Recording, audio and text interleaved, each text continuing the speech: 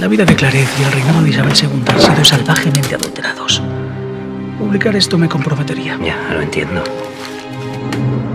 Recojo el pañuelo, lo hago mío, pero lo traslado primero a mis compañeros de profesión, a los míos propios, y lo extiendo a los medios de comunicación, porque, como bien decía Javier, en esta época somos un servicio público, hemos sido, somos y seremos esenciales, y hemos conseguido no faltar ni un solo día a nuestro trabajo. Y hemos informado cuando había intranquilidad en las casas, incertidumbre, y hemos, creo que, paliado otro de los problemas que tenemos ahora mismo, que es la soledad. Así que muchas gracias de corazón a todos.